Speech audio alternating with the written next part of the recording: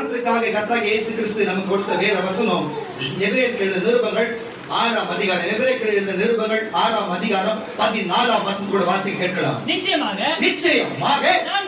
நான் உன்னை ஆசீர்வதிக்கவே ஆசீர்வதித்து, நிச்சயமாக நான் உன்னை ஆசீர்வதிக்கவே ஆசீர்வதித்து, நான் உன்னை ஆசீர்வதிக்கவே ஆசீர்வதித்து, உன்னை பெருக பண்ணுவேன் என்றார். நான் இந்த ஆசீர்வாதமான காரியத்தை குறித்து நானும் ஆழமாய் போக வேண்டியதில்லை. என்று சொன்னா இங்க வந்திருக்கிற எல்லாருக்கும் தெரியும் ஆசீர்வாதம் என்று சொன்னா என்னவென்று சொல்லி ஒரு அழகிய சொல்லுங்களேன். ஆசீர்வாதத்தை குறித்ததான எல்லா காரியமும் தெரியும். ஆனா நான் சொல்லுகிறேன், 2 விதமான ஆசீர்வாதங்கள் உண்டு. ஆவிக்குரிய ஆசீர்வாதங்கள் உண்டு, உலகத்துக்குரிய ஆசீர்வாதங்கள் உண்டு. அல்லேலூயா.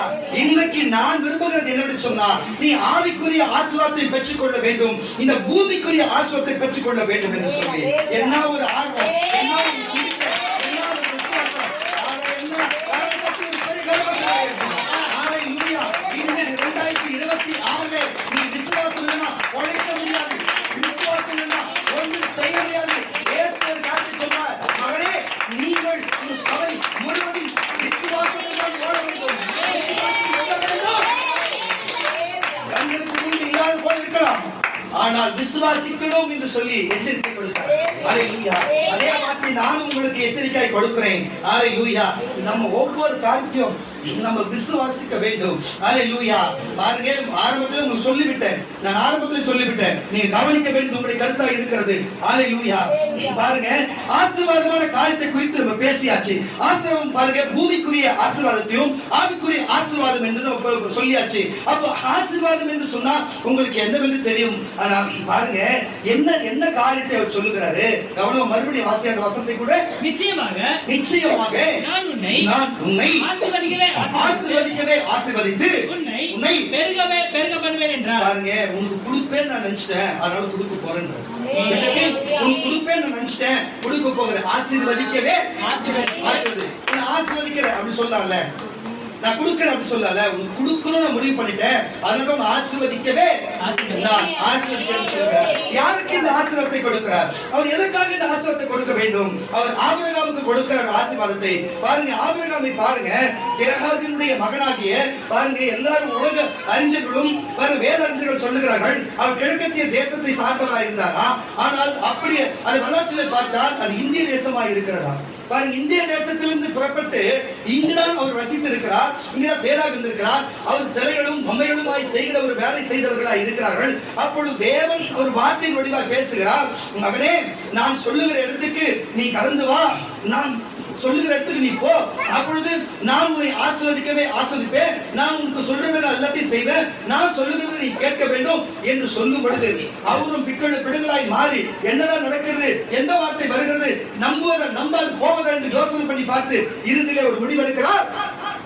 அவர் தெய்வம் என்று சொல்லி, அவர் தெய்வம் என்று சொல்லி, அவர் தேவம் என்று சொல்லி அவர் நம்பிக்கை முதலாவது அவர் நம்பிக்கையை செலுத்துகிறார். அந்த நம்பிக்கை வைத்து அப்பிடமிட்டு அங்கிருந்து கடந்து அவர் தேவன் சொல்லுகிற இடத்துக்கு அந்த சத்தத்தின் வழியா அந்த வார்த்தையை கேட்டு அவர் புறப்பட்டு போகிறார். அவர் மனைவியோடும் அவருடைய உறவுகளோடும் அடிமையோடும் அங்கு ஆடு மாடுகளோடும் அவர் அவ்விடம் விட்டு கடந்து போகிறார். சொந்த உறவுகளை விட்டு, தன்னுடைய தகப்பனின் தாயை விட்டு, அவங்க உறவுகளை விட்டு விட்டு இவர் பேச்சு யார் கேட்கிறாரோ அவரை கொண்டு வந்து அவர் இந்த இடத்தை விட்டு அவர் சொல்லுகிற இடத்துக்கு அவர் கடந்து போகிறார். எதனால பாருங்க, ஒரு வார்த்தை வந்தது, ஒரு சத்தம் வந்தது, ஆனால் சத்தத்தை கேட்டால் நமக்கு பதில் கொடுக்குமோ, அது நமக்கு செய்யுமோ, அதை நம்பலாமோ? ஆனால் உருவ தோற்றத்தில் இருக்கிறதே தகப்பன் வழிபடுகிறாரே, ஆனா இது ஆவியில் இருக்கிறதே, பொருள் வரதான் கேட்கிறது என்று அவர் பாராமல் அவர் முழுமையாய் நம்பினார். அவர் முழுமையாய் நம்பி சொன்னதை அவர் முழுமையாய் நம்பி அவர் முதல் காலை எடுத்து வைத்து 2வது காலை எடுத்து வைத்து போகும் பொழுது தேவன் அவரை பார்த்து உன்னை ஆசீர்வதிக்கவே, உன்னை ஆசீர்வதித்து உன்னை பெருகவே பெருக பண்ணி உன் பேரை பெருமைப்படுத்துவேன். இன்றைக்கும் இஸ்லாமியர்கிட்ட போய் கேட்டு பாருங்க, ஆபிரகாம் யாருன்னு சொல்லு, இப்ராஹிம் என்று சொல்லுவார்கள். அல்லேலூயா. யூதர்கிட்ட கேட்டு பாருங்க, அல்லேலூயா, அவங்க ஆபிரகாம் என்று சொல்லுவார்கள். கிறிஸ்தவர்களாகி நம்ம என்ன சொல்லுவோம்? ஆபிரகாம் என்று சொல்லுவோம். ஹalleluya. இன்னைக்கு அவர் பெருமைப்படும் அளவுக்கு இன்னைக்கு இருக்கதா இல்லையா? இன்னைக்கு இயேசுவை சொல்லப்படுது கூட பாருங்க, ஆபிரகாமின் குமாரனே என்று சொல்லப்படுகிறது. ஹalleluya. அப்படி சொல்லப்படும் சொன்னா இயேசு பேர் வர இடத்துல எல்லாம் ஆபிரகாமின் பேரா வருகிறது. ஹalleluya. அப்ப சொன்னபடி ஆசீர்வதித்து மட்டுமல்லாமல் பேரை பெருமைப்படுத்தும் என்ற வார்த்தையும் கூட அங்க நிறைவேறப்படுகிற காரியமாக இருக்கிறது. இந்த இடத்துல அவருக்கு ஒரே காரியம் செய்கிறார், அவர் தேவன் மேலே நம்பிக்கை வைக்கிறார். வார்த்தை வந்தது, அந்த வார்த்தையை நம்புகிறார், நம்பி வலது காலை வைத்து போகிறார், இடது காலை வைத்து அவர் நடந்து சொன்ன இடத்துக்கு போகிறார். பிறகு அந்த ஆசீர்வாதம் அவரை நோக்கி வருகிறது. கரம் தட்டி ஒரு நிலையில சொல்லுவோமாக. இந்த ஆசீர்வாதம் என்ற வார்த்தையின் பொருள் பாருங்க, இது இப்ப மட்டுமல்ல, இந்த ஆசீர்வாதம் என்ற வார்த்தை என்ற அர்த்தமே பாருங்க, ஆதியாகம புஸ்தகம் 1ஆம் அதிகாரம் 22ஆம் வசனத்திலே அந்த ஆசீர்வாதத்தை குறித்து வருகிறது வார்த்தைகள். பாருங்க, ஆசீர்வாதம் என்ற வார்த்தையே பாருங்க ஆதியாகம புஸ்தகம் முதல் புஸ்தகத்துல 1ஆம் அதிகாரம் 22ஆம் வசனத்திலே வந்திருக்கிறது. இப்ப அதை நம்ம வாசிக்க தேவையில்லை. ஹalleluya. ஆதியாகம புஸ்தகம் 12ஆம் அதிகாரம் 3 நாளை வாசிக்க போகிறோம். ஆதியாகம புஸ்தகம் 12ஆம் அதிகாரம் 3 நாளை வாசிக்க கேட்கிறோம். ஆபிரகாமோடு தேவன் எப்படி இருந்தார், தேவன் சொன்ன இடத்துக்கு ஆபிரகாம் போனார், தேவன் ஆபிரகாமோடு எப்படி இருந்தார் என்று சொல்லி வாசிக்க கேட்கலாம். நான் உன்னை ஆசீர்வதிக்கிறவர்களை ஆசீர்வதித்து உன்னை சபிக்கிறவர்களை சபிப்பேன். பூமியில் உள்ள வம்சங்கள் எல்லாம் உனக்குள் ஆசீர்வதிக்கப்படும் இஸ்லாமிய ஆசீர்வதிக்கப்படுகிறார்களா? இன்னைக்கு உலக நாட்டில் அதிக நாடு, உலகம் முழுவதிலும் சும்மா 200 நாடுகள் வச்சுங்களேன். இது அங்கீகாரம் பெற்ற நாடுகள். அங்கீகாரம் பெறாத எத்தனை நாடுகள் இருக்கிறது? இன்னைக்கு அரபு தேசம் என்று சொல்லப்படுகிற 21 நாடுகள் இருக்கிறது. பேர் சொல்கிறது போல இருக்கிறா இல்லையா? ஆசிரமம் இருக்கிறாங்களா இல்லையா? இன்னைக்கு ஒரே தேசமா இருந்தாலும் உலகத்தையே ஆட்டி படிக்கிற அளவுக்கு இன்னைக்கு இஸ்ரவேல் இருக்குதா இல்லையா? இன்னைக்கு யூதர்கள் இருக்கிறாங்களா இல்லையா? இன்னைக்கு எல்லாத்தையும் காட்டிலும் கிறிஸ்தவர்கள் இன்னைக்கு உலகம் முழுவதும் பல நாடுகள் இருக்குதா இல்லையா?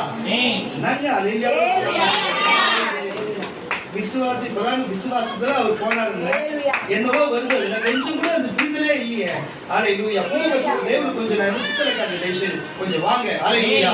அப்போ பாருங்க, முன்னிமித்தம் வாசிடா ஆசீர்வதிக்கிறவர்களே. இந்த கரெக்ட்டா வாசி, இது கவனமா இருக்கணும். சரியா? வாசி. பூமியில் உள்ள வம்சங்கள் எல்லாம் உனக்குள் ஆசீர்வதிக்கப்படும் என்றார். உனக்குள் ஆசீர்வதிக்கப்படும். ஆபிரகாம் சொன்னபடியே அவன் புறப்பட்டு போனான். லோத்து அவனோடு கூட போனான். பாருங்க, அப்ப ஒரு விஷயம் சொல்லுகிறேன். பூவோடு சேர்ந்த நார் மணக்கும் என்று சொல்லுவார்கள். அவர் அழைத்தது என்னவோ ஆபிரகாம் வைத்தான். ஆனா அண்ணன் மகிய லோத்து கூட, எலியாசர் கூட, அங்கு இருக்கிற மற்ற அடிமைகள் கூட எல்லாரும் அவரோடு கடந்து போனார்கள். எல்லாரும் ஆசீர்வதிக்கப்பட்டார்கள். அதுதான் விஷயம். அவர் பாருங்க, ஆபிரகாம் முன்னிமித்தம் அநேகர் ஆசீர்வதிக்கப்பட்டிருப்பார். முன்னிமித்தம் உன் சன்னதி ஆசீர்வதிக்கப்பட்டு சொல்லி அது மட்டும் கிடையாதுங்க. உன்னை ஆசீர்வதிக்கிறவளையும் ஆசீர்வதிப்பேன், உன்னை சபிக்கிறவளையும் சபிப்பேன் சொன்னா இது தீர்க்கதரிசிக்கு என்று ஸ்பெஷலாக தேவன் கொடுக்கிறது. ஆபிரகாம் ஒரு தீர்க்கதரிசி என்பதனால தேவன் அவருக்கு கொடுத்திருக்கிறார். கரணத்தை சொல்லுவாங்க. மறுபடியும் சொல்லுங்க, ஆபிரகாமுக்கு தேவன் பேசின வார்த்தைகளை கேட்டு அவர் அதன்படியே அவர் சொல்லி புறப்பட்டு போனபடினாலே சொன்னதை பெருமைப்படுத்தினார். நிமித்தம் ஜனங்கள் ஆஸ்வதிக்கப்பட்டார்கள். இப்படிப்பட்ட காரியம் இருக்கிறது கர்த்தருடைய பிள்ளைகளே. அப்போ இந்த உலகத்திலே ஆபிரகாம் மட்டுமல்ல, ஆபிரகாம் தான் மனுஷனுக்கு ஆசீர்வாதம் போல அவர் அதுக்கு முன்பாகவே ஆசீர்வாதத்தை வைத்திருந்தார்.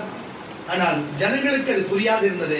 அவர் ஆசீர்வாதத்தை வைத்திருந்தார், ஜனங்களுக்கு அது புரியாது இருக்கிறது. அதே ஆதியாகம புஸ்தகம் 1ஆம் அதிகாரம் 28ஆம் வசனத்துல நல்லா கவனிங்க. அவர் ஆணையும் பெண்ணையும் படைத்து தன் சாயலாக உண்டாக்கி பாருங்க, காட்டு மிருகங்களையும் நாட்டு மிருகங்களையும் கடல்ல இருக்கிற மச்சங்களையும் எல்லாத்தையும் அவங்களை ஆண்டு கொண்டு நீங்கள் பாருங்க ஆசீர்வதிக்கப்பட வேண்டும் என்று சொல்லி தேவன் 1ஆம் வசனத்துல 28லயே வாசிங்க பாருங்க. அவர் ஆசீர்வதிக்கிறார். வாசிங்க.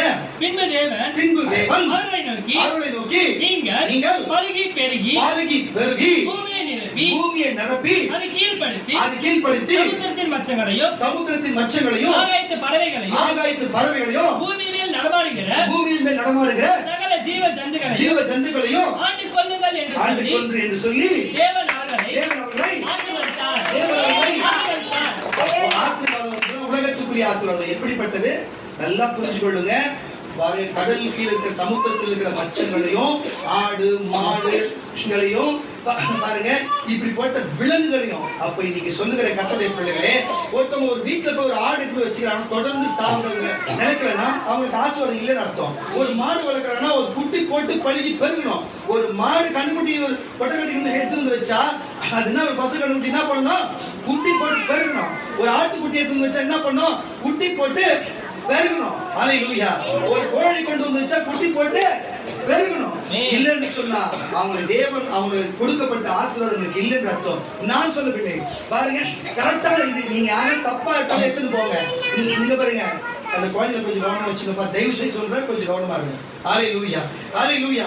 வார்த்தை வரும்போது தயவு செய்து கவனிங்க. கொஞ்சம் குழந்தை கவனமா வச்சுங்க. நான் சொல்லுற வார்த்தை கவனிங்க. யார் தப்பா எடுத்துக்காத போக அதை பத்தி எனக்கு ஒண்ணு இல்லை. பரிசுத்த ஆவியானவர் சொல்லுங்க, நான் சொல்லுகிறேன். பாருங்க, ஒரு கரெக்டான கல்யாண வயசுல கல்யாணம் ஆகாத ஆண் இருந்தாலும் சரி, பெண் இருந்தாலும் கல்யாணம் ஆகலன்னு செய்ய, தேவன் உன்னை ஆசீர்வதிக்கலையா? உன்னை தேவன் ஆசீர்வதிக்கல, உன்னை ஆசீர்வதிக்கல. இதுதான் விஷயம். கல்யாணம் ஆகி உனக்கு பிள்ளை பிறக்காம இருக்குன்னு வச்சுக்கோ, உன்னை தேவன் ஆசீர்வதிக்கல. தேவன் உலகத்தின் பிறகு உன்னை ஆசீர்வதிக்கல. பணம் இன்னைக்கு போகும், நாளைக்கு வரீங்க. பணம் இன்னைக்கு வந்தது. இந்த இப்ப வந்து ஒரு 300 வருஷத்துக்கு பணம் வந்து இப்ப வந்து பணம். இது ஆடு பணம் எப்ப இருக்குது, உலக தோற்றத்துல இருந்து இருக்கிறது. ஹல்லேலூயா. நானா சொல்லுகிறேன், ஆசீர்வாதம் என்ன தெரியுமா? ஆடு மாடு கோழி புறா போன்ற இப்படிப்பட்ட காரியங்களை வீட்டுல வச்சா பழுகி பெருகணும். எது செஞ்சாலும் பெருகணும். ஒன்று தொட்டா தொடங்கணும். ஹல்லேலூயா.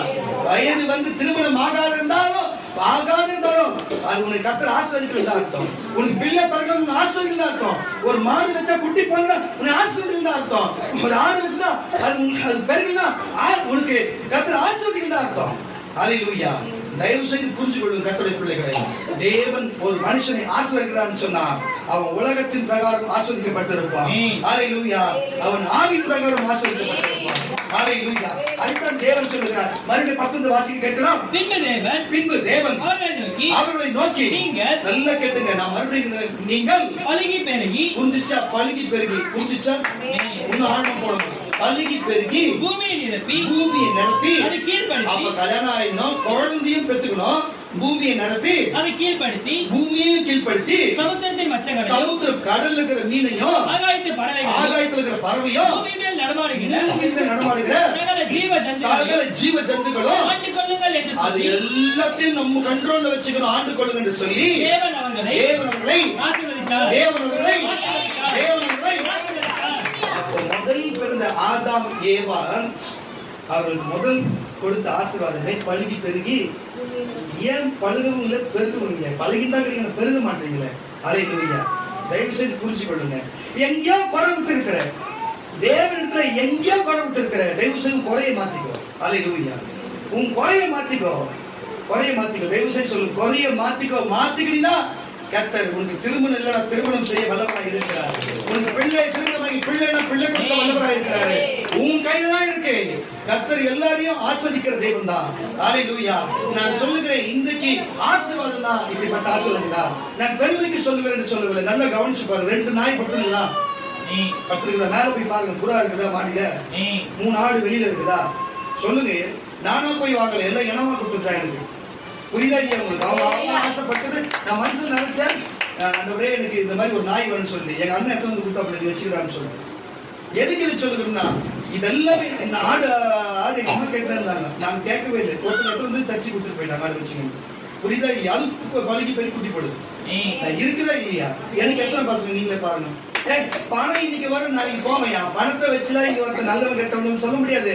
அது ஆசீர்வாதம் சொல்ல மாட்டேன். நீங்க வேணும் நினைச்சீங்க, நான் நினைக்க மாட்டேன். வேதம் என்ன சொல்ற அதுதான் நம்புவேன். பழுகி பெருகி நிரப்புறமா இல்லையா? சரி, இது மாம்சத்துக்குரியது. ஆவிக்குரியது பாருங்க. பலிப்படுது வந்து கடைசி வரையும் பாருங்க. இதெல்லாம் நான் போட முடியல. பழுகி பெருகினால இயேசுக்கும் எனக்கும் பழுகி நாங்க பெருகினால பழுகினால தேவன் வீட்டில போட்டு பழுகி பெருக வச்சிருக்காங்க. ஹல்லேலூயா. இது ஆவிக்குரிய ஆசீர்வாதம். அது மாம்சத்துக்குரிய ஆசீர்வாதம். வேதம் அதுதான் சொல்லுகிறது. அப்ப இதுல ஏதோ ஒண்ணு தடையா இருக்குன்னா நீ சரியில்லை. தேவன் எல்லாரும் கொடுக்க கொடுக்கிறவராக இருக்கிறாரு, எல்லாரையும் ஆசீர்வதிக்கிறவராக இருக்கிறாரு. ஒரு விஷயம் எதை சொன்ன ஆபிரகாம், என்ன ஆபிரகாமுக்கு தேவன் சொன்னதை ஆபிரகாம் நம்பி போனார். சத்தம் மட்டும் தான் கேடுது, வார்த்தை மட்டும் தான் வந்தது, ஆனா நம்பி போனாரு. அவங்க அப்பா சிலை வழிபாடு பண்றவரு, அவர் இதுதான் தேவன்றாரு, ஆனா வார்த்தை மட்டும் தான் வந்து நம்பி போனாரு. நீங்க அப்படி நம்பி போறீங்களா? நம்பி போவீங்களா? நீங்க இதுவரை போய் இருக்கிறீங்களா? சும்மா வாய்ச்சல் கட்சி போவீங்களா நீங்க? இன்னைக்கு ஏன் உங்களுக்கு எல்லாருக்கும் தரித்திரம், ஏன் உங்களுக்கு கஷ்டம், ஏன் எது தொட்டாலும் தொடங்கல? ஏன்னா ஆபிரகாமுக்கு ஏன் ஆசீர்வதிக்கப்பட்டது? ஆபிரகாம் நிமித்தம் சந்ததி ஆசீர்வதிக்கப்பட்டது. இன்னைக்கு அவர் நிமித்தம் உலகம் ஆசீர்வதிக்கப்பட்டு இருக்கிறது. ஹல்லேலூயா. அவர் நம்பி போனார். ஹல்லேலூயா. கரங்களை தட்டி வரல சொல்லுங்க. அவர் நம்பி போனாரு, அதனால அவர் ஆசீர்வதிக்கப்பட்டாரு. நான் சொல்லுகிறேன் கர்த்தருடைய பிள்ளைகளே, அது மட்டும் இல்லை, ஆசீர்வாதத்தினுடைய தத்துவங்கள், ஆசீர்வாதத்துக்கு உண்டான காரியங்கள் என்ன? உங்களுக்கு ஃபர்ஸ்ட் நாளே மன கஷ்டமா இருக்கும் உங்களுக்கு இருக்கலாம், இருந்துட்டு போகுது. ஆனா முடிவிலே அதை கேட்டு முடிகிறவங்களுக்கு கொழுமையினாலே வரப்படுகிறது. உங்களுக்கு அது இருக்குது, காட்டு பிச்சு ஓட மாட்டான். ஹல்லேலூயா. பிச்சு ஓட மாட்டான். எதுக்கு சொல்லுவேன்னா, உபாகத்தின் புஸ்தகம் நன்றி தேவனே, உபாகத்தின் புஸ்தகம் 28ஆம் அதிகாரம் 5ஆம் வசனம். உன் கூடையும் மாப்பிசைக்கிற எத்தனாவது வசனம் பாரு? 28. 1ல இருந்து வாசி, அப்ப புரியும். இன்று நான் உனக்கு கரங்களை தட்டி வரல சொல்லுவோம். இன்று நான் உனக்கு விதிக்கிற தேவனாகிய கர்த்தருடைய கட்டளையின்படி எல்லாம் செய்ய கவனமாய் இருக்கும்படிக்கு. அதனாலதான் இப்ப சொல்றேன் கர்த்தருடைய பிள்ளைகளே, அப்ப ஆபிரகாமின் காலத்திலே வேத வசனம் இல்லைங்க, அப்ப வேத புஸ்தகமும் இல்லைங்க. அப்ப என்ன பண்ணாங்க? வார்த்தையில சொன்னாங்க, வார்த்தையை அவர் நம்பினாரு, நம்பி செயல்பட்டு புறப்பட்டு போனார். உன்னை ஆசீர்வதிக்கவே ஆசீர்வதிப்பென்று சொல்லி அவரை ஆசீர்வதித்தார், பெருமைப்படுத்தினாரு. இன்னைக்கு கிறிஸ்தவர்களும் இஸ்லாமியர்களும் இன்னைக்கு யூதர்களும் இருக்கிறான்னு சொன்னா, ஒரு ஆபிரகாமுக்கு தேவன் ஆசீர்வதித்தது அப்படியே தலைமுறையாய் பாருங்க. ஆபிரகாம் ஆசீர்வதித்தார், அப்படியே அவர் ஈசாக்கை ஆசீர்வதித்தார், ஈசாக்கு இஸ்ரவேலை ஆசீர்வதித்தார். இஸ்ரவேலில் இருந்து 12 கோத்திரங்கள் உருவாச்சு. யாரு நீங்க பேசுகிறது பாருங்க. இப்படிப்பட்ட ஆசீர்வாதங்கள் தொடர்ந்து அப்படியே ஆசீர்வாதத்தில் மூழ்கி இன்னமும் அவர்கள் ஆசீர்வதிக்கப்பட்டவர்கள் இன்னைக்கு பல இடத்துல இன்னைக்கு பேங்க் இருக்குன்னு சொன்னா, இன்னைக்கு பல நிறுவனங்கள் செய்யறாங்கன்னு சொன்னா, ஹல்லேலூயா. கிறிஸ்தவர்களும் இஸ்லாமிய யூதர்கள் மட்டும்தான், அதுக்கப்புறம் தான் மற்றவங்க. கரங்களை தட்டி தேவன் சொல்லுகிறது அது மாறி போகாது. ஹல்லேலூயா. அது போல சொல்லுகிறேன், இன்னைக்கு வந்திருக்கிற கர்த்தருடைய பிள்ளைகளே, இதுல இருக்கிற சில ஞானவான்களும் சில அறிவு சார்ந்த சில பேர் யோசிக்கலாம், இவர் எப்பவுமே இந்த மாதிரி ஆசீர்வாதமான வார்த்தைகள் பேச மாட்டாருன்னு சொல்லி. ஐயாருமே நான் பேச மாட்டேன், ஆனால் நீ பேசுன்னு சொன்னா அவர் கொடுத்து தட்டி எடுத்து கொடு. காரணம் இல்லாத நான் வரைய காரணம் இருக்கு. வாசிக்க கேட்கலாம். இன்று நான் உனக்கு விதிக்கிறேன். அதுதான் சொல்றேன், இன்னைக்கு நோட் பண்ணிக்க. இன்னைக்கு தானே இன்னைக்கு சொல்ற புது வருஷத்துல இன்று நான் உனக்கு விதிக்கிற உன்னுடைய தேவனாகிய கர்த்தருடைய மத்தேயும் மாற்கு யோவான் லூக்கா சொல்லப்பட்டது போல இன்றைக்கு நம்முடைய நாட்களில் இந்த தேவனாகிய கர்த்தருடைய கட்டளை எல்லாம் நீங்கள் செய்ய நீங்கள் கவனமா இருக்கும்படிக்கு அவர் சத்தத்தை கேட்டு புரிஞ்சிச்சு. ஆபிரகாம் சத்தத்தை கேட்டு உண்மையை செவி கொடுத்தாரா இல்லையா? அவர் ஆசீர்வதித்தாரா இல்லையா? அதே போல உங்களை பாக்குறாரு, கேட்கிறாரு, இன்றைக்கு சத்தத்தை கேட்டு செவி கொடுப்பாயானால் உன் தேவனாய் கர்த்தர் என்னப்பா பூமியில் உள்ள சகல ஜாதிகளிலும் உன்னை கேட்டுக்கொண்ட கர்த்தருடைய பிள்ளைகளே, இந்த விடுதலை சுவிசேஷ ஊழியத்திற்கிற பிள்ளைகளே, இது யூடியூப்ல பார்க்கிற கர்த்தருடைய பிள்ளைகளே, உன்னை மேன்மையாக வைப்பார். உன் தேவனாகிய கர்த்தருடைய சத்தத்துக்கு செவி கொடுக்கும்போது இப்பொழுது இப்போ ஒன்று, இப்போ எத்தனை வருஷம் அது? 2ல இருந்து இப்போ 3ல இருந்து சொல்லு 15 வரைக்கும் அவன் வாசிக்க போறான். தயவு செய்து அதை நல்லா நோட் பண்ணி வச்சுங்க, அப்படியே பாயிண்ட போட்டு நோட் பண்ணி வச்சுங்க, வீட்டுல போய் படிங்க. நான் சொல்லுகிறேன் கர்த்தருடைய பிள்ளைகளே, ஒரு வார்த்தை வரும்போது வாசி. சத்தத்துக்கு செவி கொடுக்கும் போது இப்பொழுது சொல்லப்படும் ஆசீர்வாதங்கள் எல்லாம் உங்கள் மேல் வந்து பலிக்கும். நீ இப்ப வாசிங்க, இதெல்லாம் நோட் பண்ணீங்க. நீங்கள் பட்டணத்திலும் ஆசீர்வதிக்கப்பட்டிருப்பாய், வெளியிலும் ஆசீர்வதிக்கப்பட்டிருப்பாய். வந்துச்சா பாயிண்ட்? அப்ப ஆசீர்வாதம் கர்ப்பத்தின் கனி வந்துச்சா? நிலத்தின் கனியும் உன் மாடுகளின் பெருக்கமும் உன் மாடுகளின் பெருக்கமும் உன் ஆடுகளின் உன் மந்தைகளும் ஆடுகளின் மந்தைகளும் ஆகிய மிருக ஜீவன்களிலும் உன் மிருக ஜீவன்களிலும் பலனும் பலனும் ஆசீர்வதிக்கப்பட்டிருக்கும் உன் கூடையும் உன் மாப்பிசைக்கிற மாப்பிசைக்கிற உன் சொட்டியும் உன் தொட்டியும் ஆசீர்வதிக்கப்பட்டிருக்கும் ஆசீர்வதிக்கப்பட்டிருக்கும். நீ வருகையிலும் நீ ஆசீர்வதிக்கப்பட்டிருப்பாய் வருகையிலும் ஆசீர்வதிக்கப்பட்டிருப்பாய். நீ போகையிலும் நீ ஆசீர்வதிக்கப்பட்டிருப்பாய் போகையிலும் ஆசீர்வதிக்கப்பட்டிருப்பாய். உனக்கு விரோதமாய் எழும்பும் உனக்கு நீ பாருங்க, இதுவும் ஒரு ஆசீர்வாதம் தானா? அதனாலதான் போய் நம்ம சபைக்கு விரோதமா எழுப்புறோம், ஆறு செத்து போயிடறான், நம்ம சபை குடும்பத்துக்கு விரோதமா எழுந்து செத்தே போயிடறாங்க. சந்ததியில போயிடும் இல்ல. கத்து நல்லவர் தானே. உனக்கு விரோதமாய் எழும்பும் உனக்கு சபைக்கு இந்த விரோத சுவிசேஷ சபைக்கும் எங்க சபையாருக்கும் அடியாருக்கும் குடும்பத்துக்கு விரோதமா எழுப்புகிற உன் சத்துருக்களை நம்மளுடைய சத்துருக்களை கர்த்தர் உனக்கு முன்பாக முறியடித்து போடும்படிக்கு ஒப்பு கொடுப்பார். ஒரு வழியாக உனக்கு எதிராக புறப்பட்டு வருவார்கள். 7 வழியாக 7 வழியாக உனக்கு முன்பாக ஓடி போவார்கள். கர்த்தர் களஞ்சியங்களிலும் களஞ்சியங்களையும் நீ கையிட்டு செய்கிற கையிட்டு இப்பதான் பாருங்க, களஞ்சியம் சேர்த்து வைக்கிற சம்பாதிச்சது வந்து குடும்பம் மாதிரி நீங்க கஜனா களஞ்சியம் எல்லாம் ஒண்ணுதான். சேர்த்து வைக்கிற கையின் செய்யும் வேலைகளிலும் இந்த கை செய்கிற வேலை எல்லாம் உனக்கு ஆசீர்வாதம் கட்டளையிடுவார். உன் தேவனாகிய கர்த்தர் உனக்கு கொடுக்கும் தேசத்திலே நீ இருக்கிற ஊரிலே இருக்கிற இடத்திலே உன்னை ஆசீர்வதிப்பார். நீ உன் தேவனாகிய கர்த்தரை கட்டளைகளை கைக்கொண்டு அவர் வழியில் நடக்கும்போது அவர் கர்த்தர் உனக்கு ஆணையிட்டபடியே உனக்கும் நமக்கு பரிசுத்த ஜனமாகிய உங்களை நிலைப்படுத்துவார். அப்பொழுது கர்த்தரின் நாமம் எனக்கு தரிக்கப்பட்டது என்று பூமியின் ஜனங்கள் எல்லாம் கண்டு உனக்கு பயப்படுவார்கள். உனக்கு புரிஞ்சுச்சா? ஜனங்களும் உங்கள் ஆசீர்வாதத்துக்கு பயப்படுவாங்க. உனக்கு கொடுப்பேன் என்று கர்த்தர் உன் பிதாக்களுக்கு ஆணையிட்ட தேசத்திலே கர்த்தர் கர்ப்பத்தின் கனியும் ஜீவன் மிருகத்தின் பலனையும் உன் நிலத்தின் கனியையும் உனக்கு பரிபூர்ண நன்மை உண்டாக கட்டளையிடுவார். ஏற்ற காலத்தில் உன் தேசத்திலே மழை பெய்யவும் நீ கையிட்டு செய்யும் வேலைகள் எல்லாம் ஆசீர்வதிக்கவும் கர்த்தர் உனக்கு நமது நல்ல பொக்கிஷ சாலையாகிய வானத்தை திறப்பார்.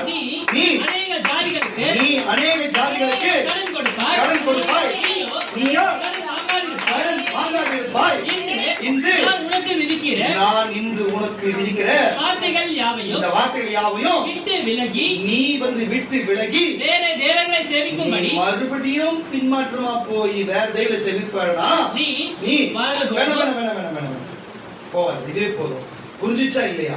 நாளைக்கு 15 கட்டா 13 வார்த்தை இருக்க கொஞ்சம் வாசிச்சது ரொம்ப போயிடாது. நல்லா நடக்குவா வேணாம். நம்ம கவனிச்சிங்க, இதோட நிறுத்திக்கலாம். எதுக்கு சொல்றா? இந்த வார்த்தை எல்லாமே இன்றைக்கு விடுதலை சுவிசேஷ ஊழியத்துல இன்றைக்கு இந்த வார்த்தைகளை கேட்க இன்னைக்கு தேவனுடைய கட்டுப்பாட்டுல வந்திருக்கிற கர்த்தருடைய பிள்ளைகளே, மனசார சொல்லுகிறேன், நான் ஆண்டவராகிய இயேசு கிறிஸ்துவின் நாமத்தில் சொல்லுகிறேன், நீங்கள் இந்த வார்த்தை உங்கள் வாழ்க்கையில் வார்த்தைகள் படிக்கும். நீ செய்ய வேண்டிய ஒரே காரியம் அவர் வார்த்தையும் அவர் வசனத்தையும் இந்த கட்டளை கை கொள்ளுங்கள். இந்த கட்டளை கை கொண்டு நடப்பாய் என்று சொன்னா உன்னையும் உன் குடும்பத்தை கர்த்தர் ஆசீர்வதிப்பார். கையின் பிரயாசத்தை, உன் பிள்ளைகளின் பிள்ளையை, எல்லாத்தையும் ஆடு மாடு மந்தைகளை எல்லாத்தையும் கர்த்தர் ஆசீர்வதித்து உன்னை கொழுமையாக நிரப்பி உன்னை பாதுகாத்து உனக்கு நன்மையிலே ஈடுகட்ட வல்லவராய் இருக்கிறார். கர்த்தருடைய பிள்ளையே, உன்னை கர்த்தர் ஆசீர்வதிக்க அவர் வல்லமுள்ள தேவனாய் இருக்கிறார். உன்னை ஆசீர்வதிக்க அவர் வல்லமுள்ள தேவனாய் இருக்கிறார். அல்லேலூயா. ஒரு வேலை நீங்க கேட்டுட்டு நீ மறுபடியும் தேவனுக்கு வராம மறுபடியும் பின்மாற்றவாய் மறுபடியும் பல காரியத்துக்கு போவாயின்னு சொன்னா இதுக்கப்புறம் வாசிக்கிற வசனம் எல்லாமே பலிக்கும். ஆனா நமக்கு அது தேவையில்லை. நீங்க வேணா எழுதி வச்சுங்க, வீட்டுல போய் வேணா பாருங்க என்னதான் சொன்னு சொல்லிட்டு. ஆனா என் வாயில் அதை சொல்ல வேண்டியது இல்லை. அல்லேலூயா. நான் உங்களுக்கு சொல்லுகிறது, உங்களுடைய தேவன் இந்த மாதிரி ஆஸ்வதிக்கப்படும்படி, உங்களை கர்த்தர் ஆஸ்வதிக்கப்படும்படி, கர்த்தர் உங்களை ஆஸ்வதித்து உங்களை கர்த்தர் நிரப்பி நன்மையால் நிரப்பும்படிக்காக. இது எல்லாமே எப்பேற்பட்ட ஆசீர்வாதம்? உலகத்துக்குரிய ஆசீர்வாதம். அப்ப இருந்து புரிஞ்சுக்கலாம். இப்போ சொல்லுகிறேன் கர்த்தருடைய பிள்ளைகளே, அப்போ பாருங்க இது எல்லாத்தையும் பாருங்க ஆதியாகமம் புஸ்தகத்திலே அவர் ஆசீர்வதித்தவைகளை ஹalleluya. ஆபிரகாம் ஒரு குழுக்கு கடவுள் இல்ல பாருங்க, ஒரு குழுக்கு பாருங்க ஒரு தலைவனாக இல்ல. ஹalleluya. கர்த்தர் பொது மனுஷனை கொண்டு வந்தார். அப்புறம் அதுக்கப்புறம் பாத்தீங்கன்னா ஈசாக்கு வந்தார், யாக்கோபு வந்தார். யாக்கோபுக்கு அப்புறம் தான் ஹalleluya அந்த 12 கோத்திரங்கள் வந்தது, கோத்திர பிதாக்கள் வந்தார்கள். ஹalleluya. கரங்களை தட்டி வெளியில சொல்லுவாங்க. ஹalleluya. நன்றி நன்றி நன்றி. அப்ப இது போல இருக்கும் பொழுது ஆபிரகாமை தான் நம்ம பார்க்க வேண்டும். ஆபிரகாம் தேவனுடைய வார்த்தை கேட்டு அப்படியே நடந்து போனபடியினாலே, அப்படியே அதை விசுவாசித்தபடியினாலே அவர் வாழ்க்கையில எல்லாமே நடந்து நிறைவேறினது. நீங்களும் இந்த வார்த்தைகள் கேட்டு அதன்படி நடப்பீர்கள் என்று சொன்னார் உங்க வாழ்க்கையில் நடக்கும் என்று சொல்லுவார்.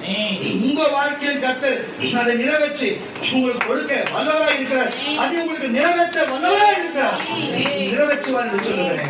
ஹalleluya. இது எப்பேற்பட்ட ஆட்களுக்கு இது பலிக்கும்? இது யாருக்கு நடக்கும்?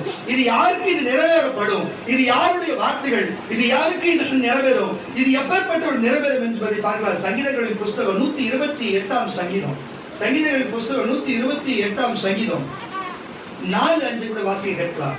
சங்கீதம் புஸ்தகம் இதோ கர்த்தருக்கு பயப்படுகிற கரங்களை தட்ட.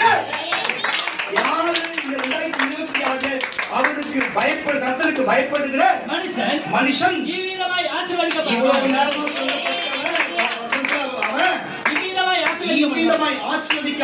ஆஸ்வதிக்கப்பட்டவன் கர்த்தர் சீயோனிலிருந்து உன்னை ஆசீர்வதிப்பார். நீ ஜீவனுள்ள உயிருள்ள நாளெல்லாம் எருசலேமின் வாழ்வை கண்டாய். இப்போ உங்களுக்கு புரிஞ்சுதா இல்லையா? ஏன் அந்த சங்கீதம் முழுசையும் அப்படியே 1-6 அப்படி வாசிச்சல? கர்த்தருக்கு பயந்து நல்ல கரெக்டா சொல்லுங்க. கர்த்தருக்கு பயந்து அவருடைய வழிகள் இருக்குது, அவருடைய வழிகள் நடக்கிறவன் எவனோ அவன் பாக்கியவான். உன்னுடைய கையின் செய்கிற பிரயாசத்தின் நீ சாப்பிடுவாய். யாருக்கு இறந்து இல்ல, நீ கையின் பிரயாசத்தை சாப்பிடுவாய். உனக்கு பாக்கியமும் நன்மையும் உண்டாயிருக்கும். உன் மனைவி இது புரிஞ்சுச்சா? இப்பயும் நான் வந்து உங்களுக்கு சாப்பா பேசல. எப்ப குழந்தை பற்றி ஒரு விஷயம் மாதிரி கிட்டத்தட்ட நல்ல மறுபடியும் பசங்க வாசி. உன் மனைவி உன் வீட்டோரங்களில் கனிதரும் திராட்சை கொடியை போல கனிதரும் புரியலையா? கனிதருகிற திராட்சை கொடியை போல இருப்பாள். உன் பிள்ளைகள் பாருங்க குட்டி போட்டு அங்கங்க வளர்ற மாதிரி எல்லாமே ஒளிவு செடிகளை போல இருப்பாங்க. வாசி.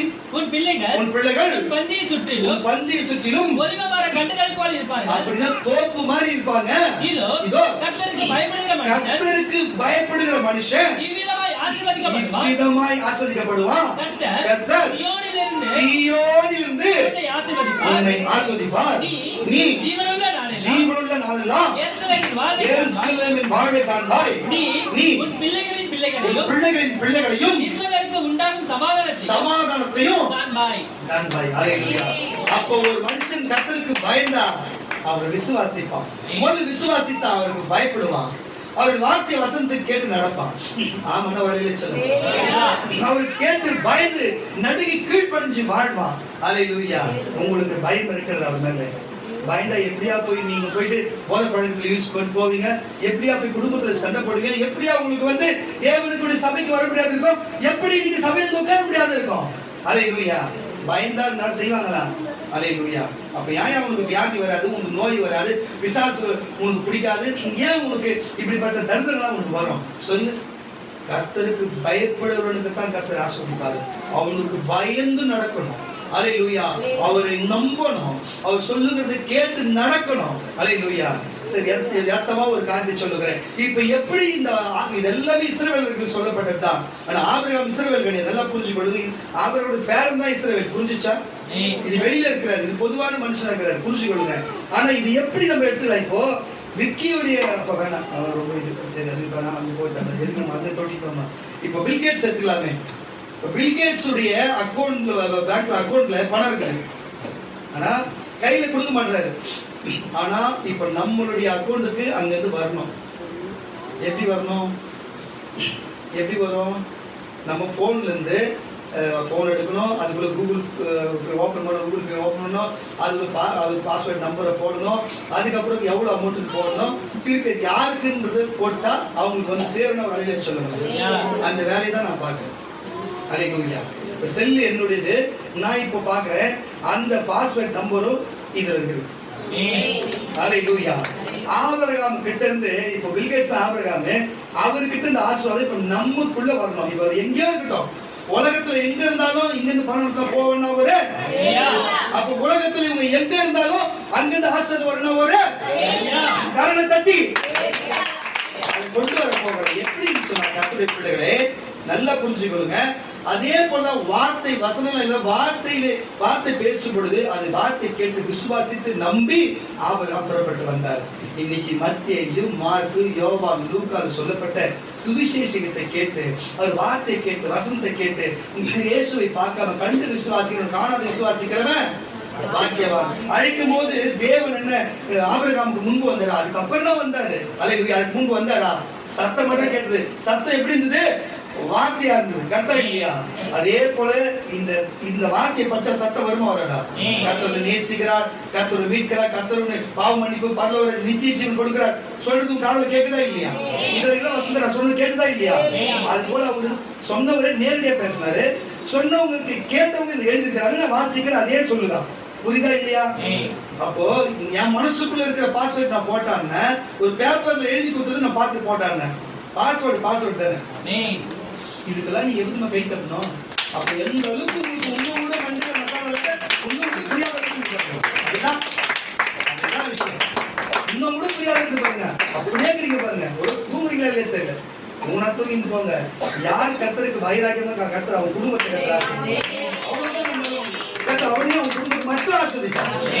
எதுக்கு சொல்லுங்க கர்த்தருடைய பிள்ளைகளே பாருங்க. இப்படிப்பட்ட வார்த்தைகள் வருதுன்னா ஆபிரகாமுக்கு அப்படித்தான் வந்தது. ஆபிரகாமுக்கு அப்படித்தான் வந்தது. அப்படித்தான் யாருக்கு ஆசீர்வாதம் பாருங்க. ஆதாம் ஏவாளுக்கும் அப்படித்தான் வந்தது பாருங்க. நோவாவுக்கும் சேம் யாபேத்துக்கும் அப்படித்தான் வந்தது. இன்றைக்கு கிறிஸ்தவர்களாகிய நமக்கும் அப்படிதான் வாசிக்கலாம். நீதிமொழிகள் புஸ்தகம் 28ஆம் அதிகாரம் 20ஆம் வசனம். 28ஆவது வருதுல நீதிமொழிகள் புஸ்தகம் 28ஆம் அதிகாரம் 20ஆம் வசனம் பாருங்க. எப்பேற்பட்டவனுக்கு அந்த ஆசீர்வாதம் வரும் என்று சொல்லி வாசிக்க கேட்கிறோம். உண்மையுள்ள மனுஷன் கரங்களை தட்ட ஆபிரகாம் தேவனுக்கு உண்மையா இருந்தார். கண்டு விசுவாசி காணாத விசுவாசி பாக்கியவான். உனக்கு என்ன சொல்றது போல காணாத விசுவாசித்தா பாக்கியவான். அந்த விசுவாசத்தின் தகப்பனார் ஆபிரகாம் இருக்கிறார். இன்னைக்கு அவருடைய விசுவாசத்துக்கு நான் ஆரம்பத்தில் என்ன சொன்னேன்? உங்களுக்கு விசுவாசம் நம்பிக்கை இருந்ததுன்னா ஆபிரகாம் நம்பிக்கையோட விசுவாசத்தினால அவர் பெற்றுக்கொண்டார். இதுக்கு இயேசு மேல வார்த்தை வசனத்து மேல உங்களுக்கு நம்பிக்கை இருந்தா இன்றைக்கு 2026 நீ பெற்றுக்கொள்ளுங்க. உண்மை உள்ள மனுஷன் பரிபூர்ண ஆசீர்வாதங்களை பெறுவான். பரிபூர்ண ஆசீர்வாதங்களை பெறுவான். ஐஸ்வர்யவான்களுக்கு பாருங்க பணம் சம்பாதிக்கணும் அப்படி சம்பாதிக்கணும் போதை பொருளை வித்து ரவுடிதனம் பண்ணி பொறுக்கிதனம் பண்ணி அதை ஏமாத்தி சம்பாதிக்கிறவன் வந்து தீ விதைக்கிறவனோ அக்கினிக்கு தப்பா. புரியுதா இல்லையா? இன்னைக்கு பணம் வச்சுக்கிறவெல்லாம் செல்ல வச்சுக்கிறேன் பாருங்க. நான் ஒண்ணு சொல்றேன். இன்னைக்கு பணம் வச்சுக்கிறவெல்லாம் ஆசீர்வாதம் கிடையவே கிடையாது. அவன் எப்படி சம்பாதிச்சான்? ஊரை ஏமாத்தி சம்பாதிச்சானா? ஊரை அடிச்சு உழையில போட்டு சம்பாதிச்சானா? இல்ல கெஞ்சா வித்து சம்பாதிச்சானா? மாத்திரை வித்து சம்பாதிச்சானா? இல்ல சாரை வித்து சம்பாதிச்சானா? இல்ல அரசியல் பண்றேன்னு சொல்லி ஊரை ஏமாத்தி சம்பாதிச்சானா? என் சகோதரிங்க எவ்வளவு பேர் இப்ப வீட்டு வேலை செஞ்சு, எவ்வளவு பேர் ஹவுஸ் வேலை செஞ்சு, எத்தனையோ பேர் கஷ்டப்பட்டு வியாபாரம் செஞ்சு எவ்வளவு கஷ்டப்பட்டு என் ஜனங்க சம்பாதிக்குது. ஆனா அவனுக்கு ஊரை ஏமாத்தி சம்பாதிக்கிறோட என் ஜனங்க கம்மியா தான் இருக்கு. ஆனா சகோதரியே இன்றைக்கு நான் சொல்லுகிறேன், இதுவரைக்கும் நீ தேவனுக்கு விசுவாசத்தில் உண்மையா இருந்தபடினால யாரு எவனோ வச்சு ஆள்றான், எவனுக்கிட்டே இருக்குது. ஏன் நமக்கு இருக்கக்கூடாது? இன்றைக்கு நமக்கு இருக்கும்.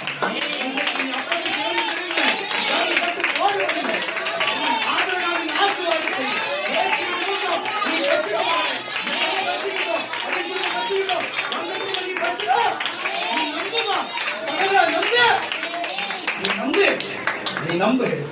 ஆபிரகாம் நம்பினார். அல்லேலூயா. வசனத்தை வாசிப்பா. முகதாட்சியம் நல்ல முகதாட்சியம் உள்ளவர் ஒரு துண்டு அப்பத்துக்காக அநியாயம் செய்வான். பாருங்க வஞ்சனா இருக்கிறவன் ஒருத்தருக்கு ₹1 கொடுக்காதவன் பதறுகிறான். வறுமை தனக்கு வரும் என்று அறியாது இருக்கிறான். தன் நாவில் முகஸ்துதி சொல்லுவாங்க.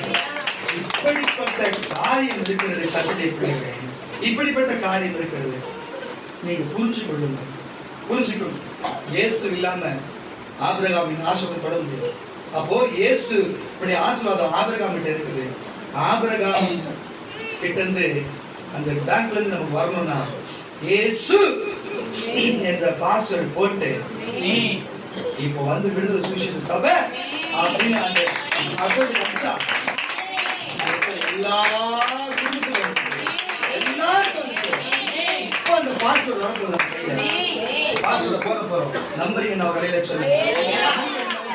போன வருஷம் எப்படி எனக்கு தெரியாது, 3 வருஷம் எப்படி தெரியாது. ஆனா 2026ல நீ ஆசீர்வதிக்கப்படப்படும் மட்டும்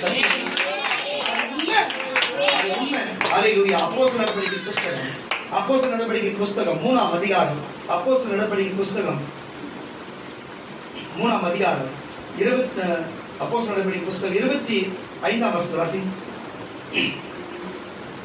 நீங்கள் அந்த தீர்க்கதரிசிகளுக்கு புத்திரராய் இருக்கிறீர்கள்.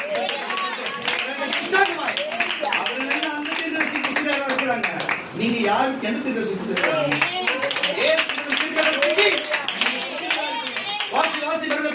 நீங்கள் அந்த தீர்க்கதரிசிகளுக்கு புத்திரராய் இருக்கிறீங்க. உன் சந்ததியினாலே பூமியில் உள்ள வம்சங்கள் எல்லாம் ஆசீர்வதிக்கப்படும் என்று தேவன் ஆபிரகாமுக்கு சொல்லி கரங்களை தட்டி ஆபிரகாமுக்கு நிமித்தம் பூமியில் இருக்கிற எல்லா ஜனங்களும் ஆசீர்வதிக்கப்படும்படிக்கு தேவன் ஆபிரகாமுக்கு சொல்லி நம்முடைய முன்னோர்களோடு பண்ணின உடன்படிக்கைக்கு நீயும் நானும் அவர் உங்கள் எல்லோரையும் உங்கள் பொல்லாப்பிலிருந்து விலக்கி உங்களை ஆசீர்வதிக்கும்படி தேவன் தம்முடைய பிள்ளையாகிய கரங்களை தட்டு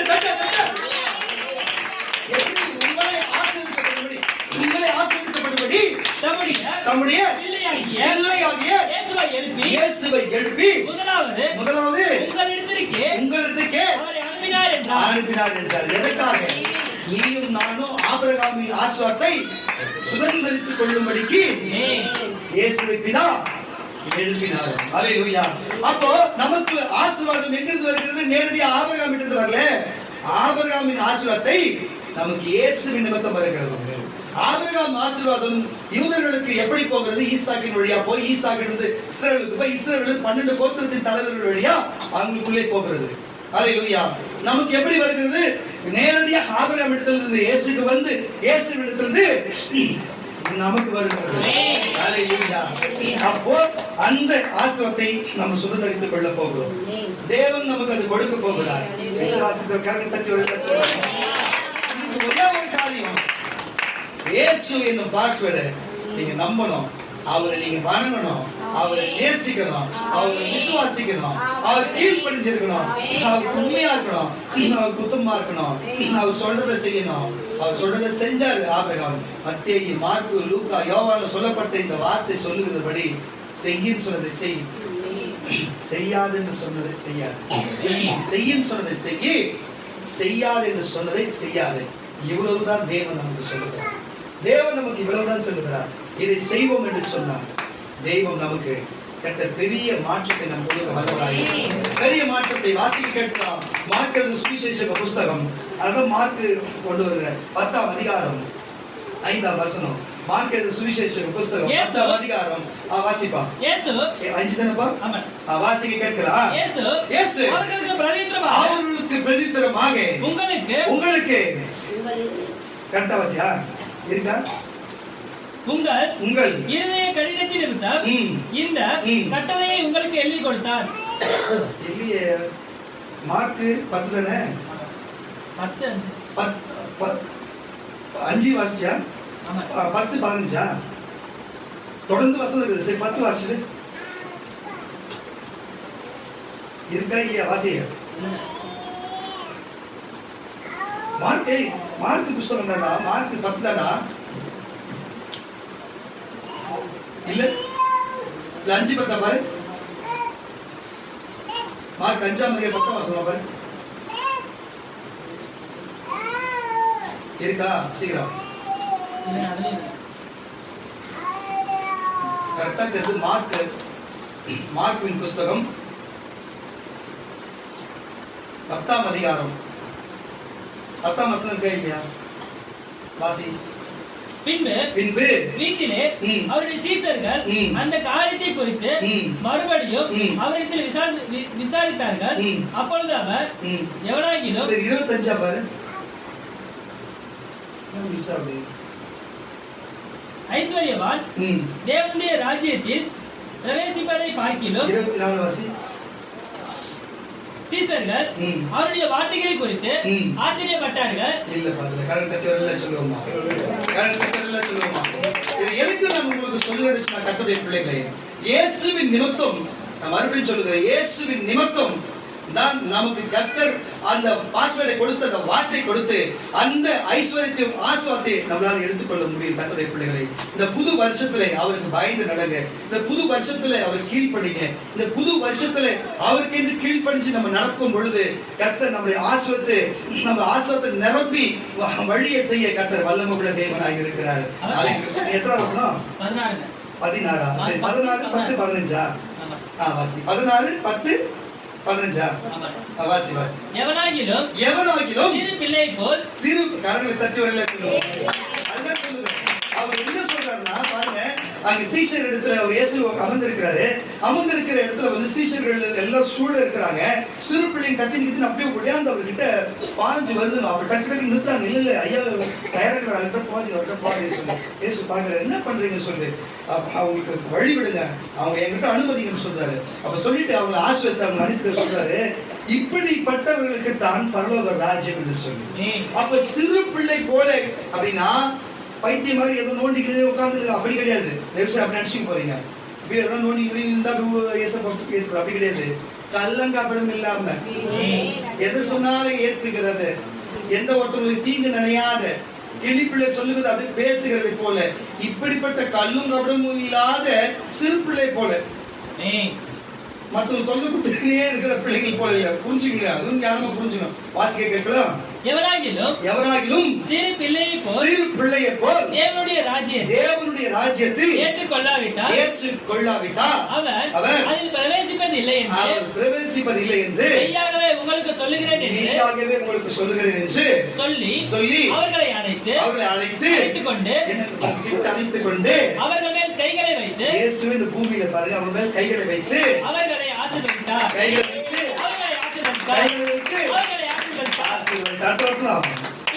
பின்பு அவர் புறப்பட்டு வழியிலே போகும். கரங்களை தட்டி வரல சொல்லுவாங்க. அப்ப இப்படிப்பட்ட காரியம் இருக்கிறது கர்த்தருடைய பிள்ளைகளே. அப்ப இயேசு ஒரு மனுஷனை ஆஸ்வதிக்க வேண்டும் என்று சொன்னார். பாருங்க, அவங்க எப்படி இருக்கணும்? சிறு பிள்ளைய போல, கள்ளங்கபடம் இல்லாத, பாவம் இல்லாத, பழிவாங்குதல் இல்ல, கோபம் இல்லாத, அகங்காரம் ஆணவம் இல்லாத, நான் பெரியார் இல்லாத, தேவனையே நோக்கி தேவன்கிட்ட போன எண்ணுகிற அவர்களை மட்டும்தான் அவர் அனைத்து கைகளை வைத்து ஆசீர்வதிக்கிற அவர்களை ஆஸ்வதிக்கிற தேவனாய் இருக்கிறார் என்பதை மட்டும் புரிஞ்சு கொள்ளுங்க. தயவு செய்து சொல்லுகிறேன், இப்படித்தான் இருக்கிறது இந்த ஆசீர்வாதமான காரியத்தை குறித்து. இப்படித்தான் இருக்கிறது கர்த்தருடைய பிள்ளைகளை. இதுதான் வேதம் சொல்லுகிறது. கலாத்தியர் புஸ்தகம் 3ஆம் அதிகாரம். நன்றி ஆவியான தேவன். ஹல்லேலூயா. கலாத்தியர் புஸ்தகம் 3ஆம் அதிகாரம். நன்றி ஆண்டவரே. எல்லாரும் கையில் எடுத்துங்க. அது கரெக்டா முடியும் போறாங்க. ஒரே அதை மட்டும் வாசிச்சு முடிச்சுக்கலாம். நன்றி ஆண்டவரே. எல்லாரும் புஸ்தகம் கையில் எடுத்துங்க. எல்லாரும் கூட பக்கத்துல வந்து பிடிச்சிங்க. நன்றி ஆண்டவரே.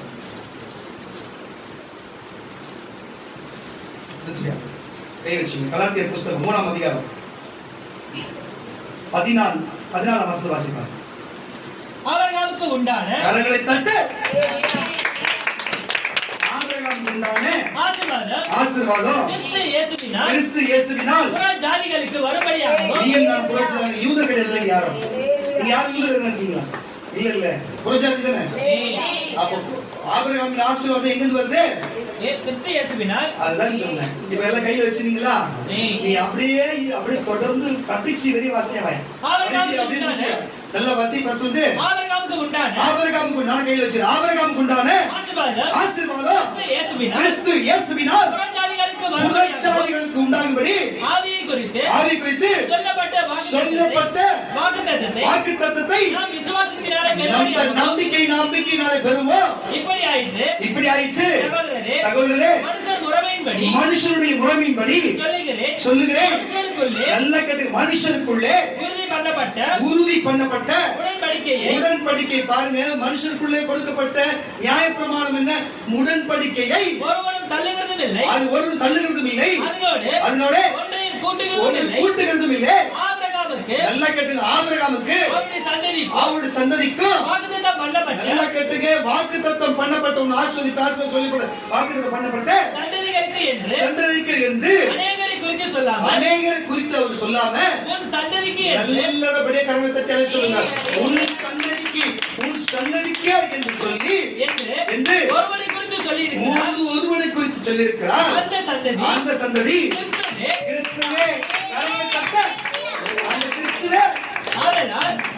கிறிஸ்துவே அந்த சந்ததி. இவ்வளவு நேரமா உங்களுக்கு சொல்றது பரிசுத்த சொல்லுது என்னன்னா, கிறிஸ்துவை முன்னிட்டு தேவனால் உறுதி பண்ணப்பட்ட உடன்படிக்கையை 430 வருஷத்துக்கு பின்பு பாருங்க, 430 வருஷம் எங்க அடிமையா இருந்தாங்க பின்பு உண்டான நியாயப்பிரமாணத்தினாவது தள்ளி வாக்குத்தத்தத்தை வியர்த்தமாக்கப்படாது, அப்படியே வியர்த்தமாக்கப்படாது, அன்றியும் சுதந்திரமானது நியாயப்பிரமாணத்தினாலே உண்டானால். பாருங்க, நியாயப்பிரமாணத்தில் உண்டானா அது வாக்குத்தத்தத்தினாலே உண்டாயிராது. பாருங்க, வாக்குத்தத்தம் சொன்னதால உண்டாவாது. தேவன் அது ஆபிரகாமுக்கு வாக்குத்தத்தத்தினாலே அருளை செய்து அப்படியானா நியாயப்பிரமாணம் பாருங்க, யூதர்களுக்கு கொடுக்கப்பட்ட நோக்கம் என்ன? வாக்குத்தத்தத்தை பெற சந்நிதி வரும் அளவும் அது அக்கிரமங்களின் நிமித்தமாக கூட்டப்பட்டு தேவதூதரை கொண்டு மத்தியஸ்தன் கையிலே நல்ல கேட்டு யார் மத்தியஸ்தர்? இயேசுநாதர் கரங்களை தட்டி சொல்லுவார். மத்தியஸ்தரின் கைகளை கொடுத்து கையிலே கட்டளையிடப்பட்டது. மத்தியஸ்தர் ஒருவனுக்குரியவர் அல்ல, தேவன் ஒருவர்.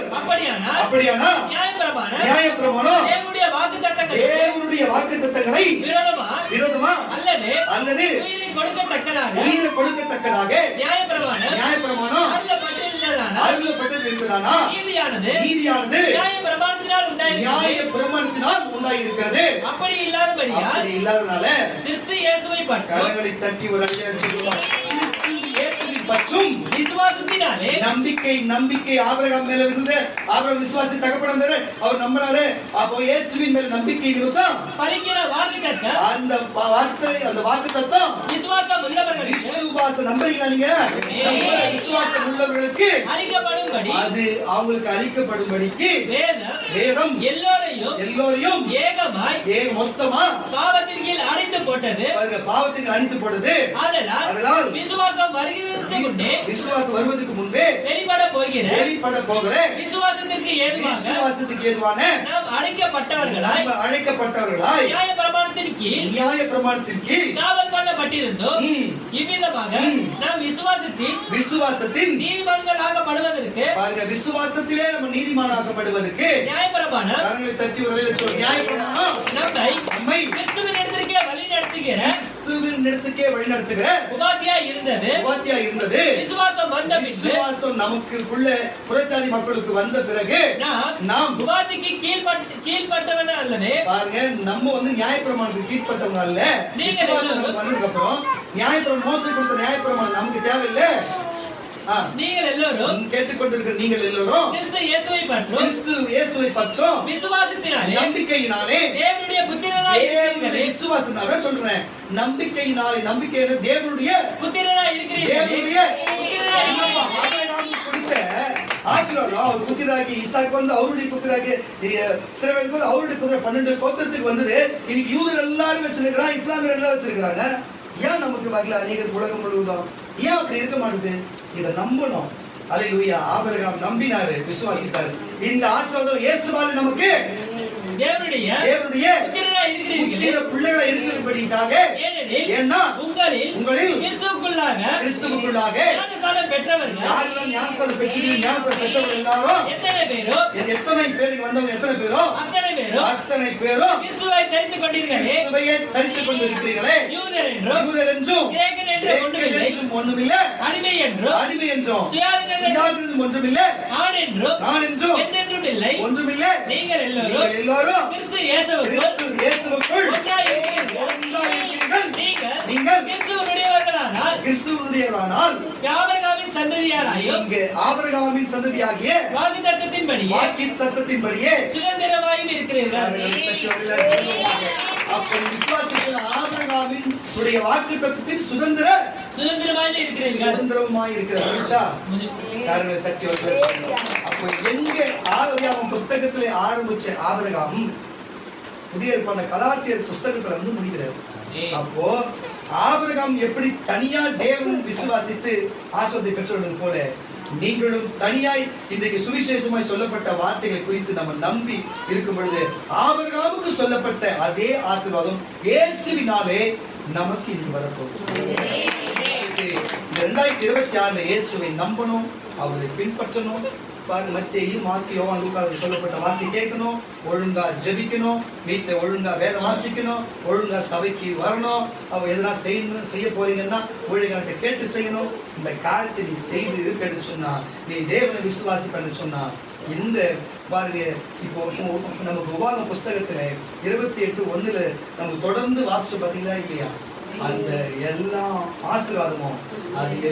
ஆசீர்வாதமும் உலகத்துக்குரிய ஆசீர்வாதம், அது எல்லா ஆசீர்வாதமும் உலகத்துக்குரிய ஆசீர்வாதம்.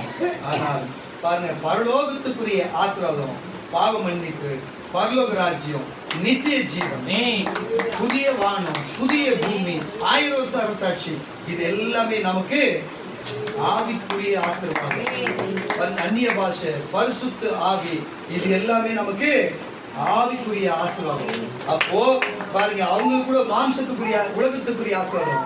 ஆனா இயேசுவை பின்பற்றினா நம்ம ஆவிக்குரிய ஆசீர்வாதத்தையும் நம்ம சுதந்திரித்துக் கொள்ளலாம், உலகத்துக்குரிய ஆசீர்வாதத்தை சுதந்திரித்துக் கொள்ளலாம். அல்லேலூயா. கரணத்தட்டி ஒரு இனிமே இந்த வார்த்தையை நடப்போம். கர்த்தரை ஆசீர்வதிப்பார் என்று சொன்னார். அல்லேலூயா. அவங்க வேத புஸ்தகத்தை வைத்திருக்கிறவங்க தலையில வைத்துக் கொண்டு, இல்ல வேதம் கொண்டு வராதவங்க வலதுகையை தலையில வைத்துக் கொண்டு, அல்லேலூயா, அல்லேலூயா, அல்லேலூயா. நன்றி ஆண்டவரே. எல்லாரும் சொல்ல போகிறோம். நன்றி ஆண்டு வலதுகையை வைத்துக் கொண்டு, ஆண்டவரே அப்பா ஆபிரகாம் ஆசீர்வாதத்தை விசுவாசித்து பெற்றுக் கொண்டார். அதே வாக்குத்தத்தத்தை இன்றைக்கு இயேசுவின் நாமத்தினாலே அவர் விசுவாசிக்கிறபடியால் யாரெல்லாம் தன் கைகளிலும் சரி வேத வஸ்திரத்தையும் கையில் வைத்திருக்கிறார்களோ எல்லாருக்குமே ஆண்டவர் இந்த வார்த்தை பலிக்கட்டும், இந்த வார்த்தை பலிக்கட்டும். இதுதான் குமார் பரிசுத்த ஆவியின் நாமத்தில் 2026 ஆண்டு முழுவதும் ஆசீர்வதியும், ஆசீர்வதியும், ஆசீர்வதியும். உலகத்தின் படியும் ஆவிக்கு எப்படியும் ஆசீர்வதியும். ஒருவரும் பெருமையை போகப்படாது, பொறுப்பெடுத்துக் கொள்ளும் அப்பா. நன்றி, நன்றி, நன்றி, நன்றி, நன்றி, நன்றி ஆண்டவரே. நன்றி, நன்றி, நன்றி ஆண்டவரே. கர்த்தர் இந்த வார்த்தையின்படி வந்த ஜனங்களை ஆசீர்வாதத்தை அப்படியே பலப்படுத்தி நடத்த போகிற தயவுகளுக்காக நம்ம மத்தியில் பாஸ்டர் விக்கி அவர்களை கூட நான் சுருக்கமாய் ஜெபி கிடைக்கிறேன். ஸ்தோத்திரம் நல்ல பிதாவே. அப்பா இவ்வளவு நேரம் ஆசீர்வதிப்பார் சொன்ன வார்த்தைக்கு நன்றி ஆண்டவரே. ஆண்டவரே இந்த வார்த்தை வசனம் கேட்டு நடக்கிற என் ஜனங்களை உங்க கருத்துல வம்பு கணக்கு ஆண்டவரே, நீர் சொன்னபடி ஆண்டவரே இந்த 2026 முழுக்க முழுக்க முழுக்க முழுக்க ஆசீர்வாதம் அவர் மேல் தங்கி இருக்கிற ராஜா கருத்துல வம்பு கொடுக்கிற இயேசுராஜா ஜெகன் நல்ல பிதாவே. நீங்கள் இனிமே இந்த வார்த்தையை கேட்டு ஆசீர்வாதமா நடப்பீர்கள் என்று நான் நம்புகிறேன். நான் அதை நம்புகிறேன். இப்போ